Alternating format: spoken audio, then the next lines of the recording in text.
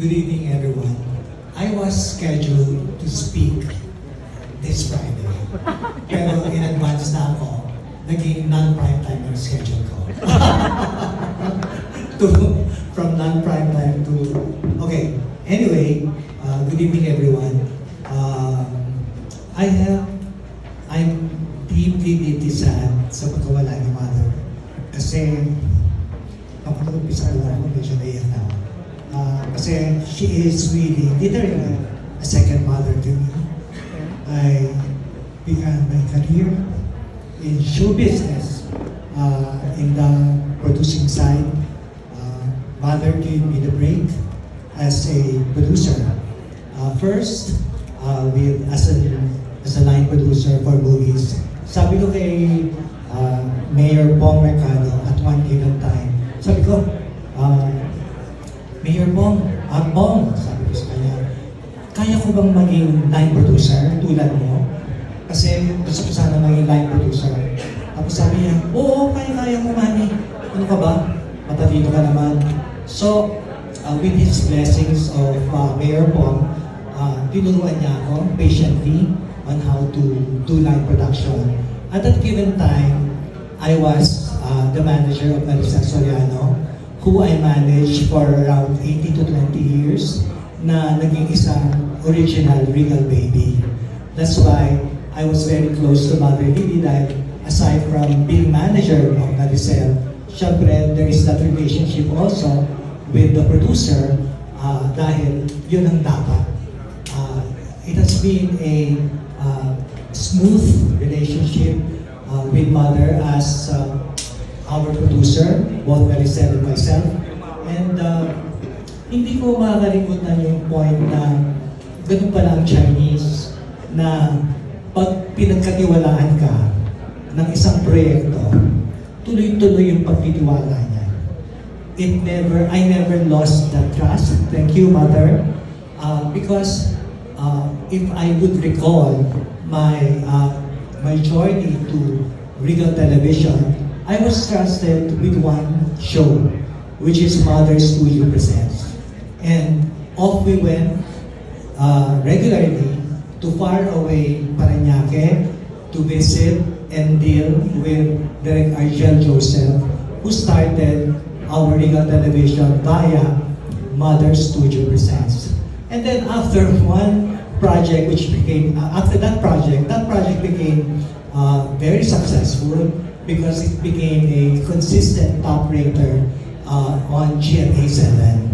Then after Mother Studio Presents, there came many others like Regal Shocker, Regal Drama Presents Aiko, 13, 14, 15, at marami pang iba. And it ended up, nung naging 5 na yung TV shows na pinahawak sa akin ni Mother Lily, ang sabi ko, I think it's about time that she looks for another person na katulad ko at the same level.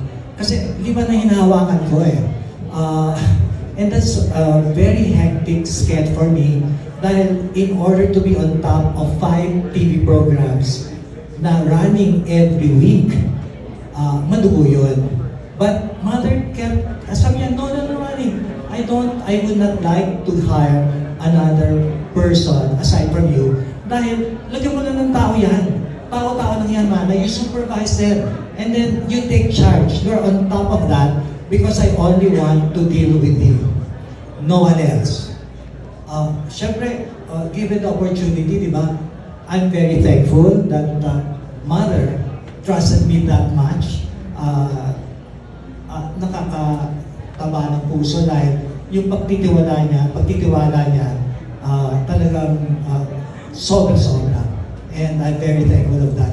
Of course, because of Regal Television, binigyan ako ni Mother Lily ng bahay without asking. Tanong lang yan sa akin, Manny, may bahay ka na ba? Sagot ko, Mother, wala pa. Bumili ka na bahay. Ako bahala. Mother, wala pa akong enough savings. No. Ako ang bahala. Bumili ka na anong gusto mong bahay at ako magbabayad.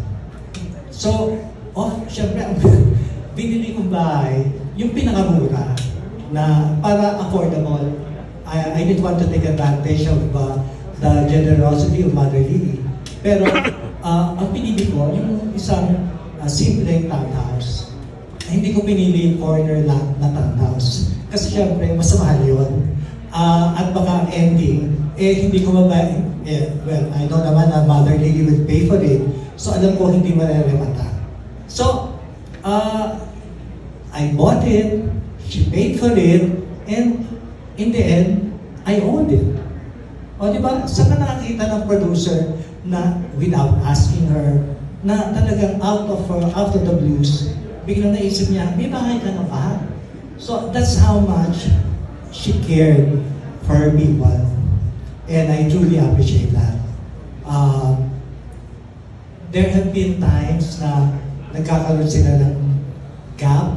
Siyempre, ni Marisa Soriano, the one I managed before. Kasi siyempre, it's not a solid journey. Meron ups and downs of the relationship. Given the fact na they are more or less very passionate people.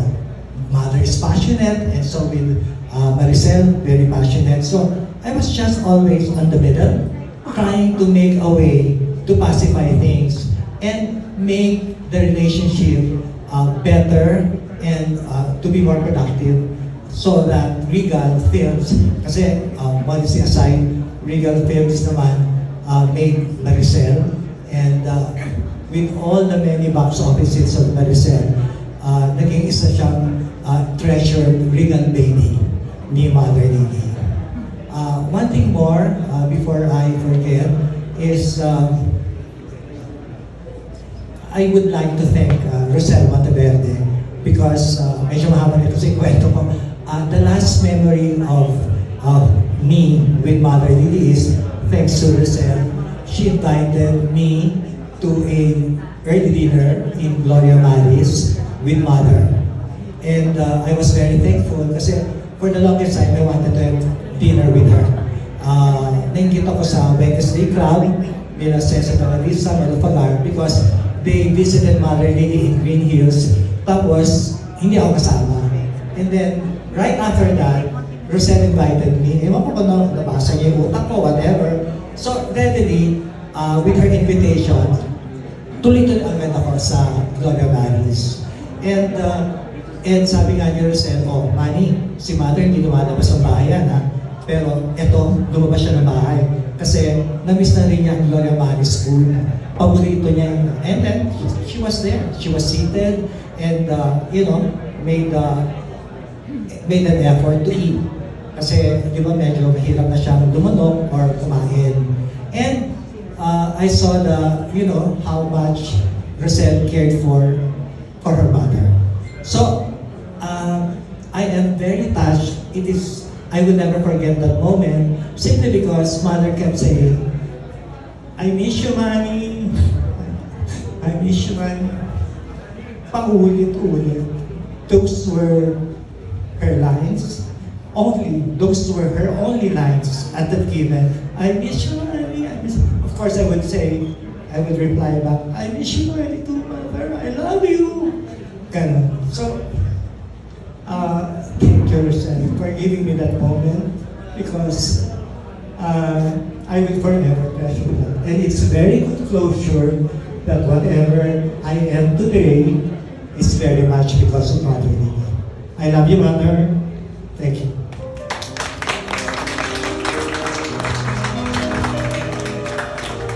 Thank you, Direk Manny.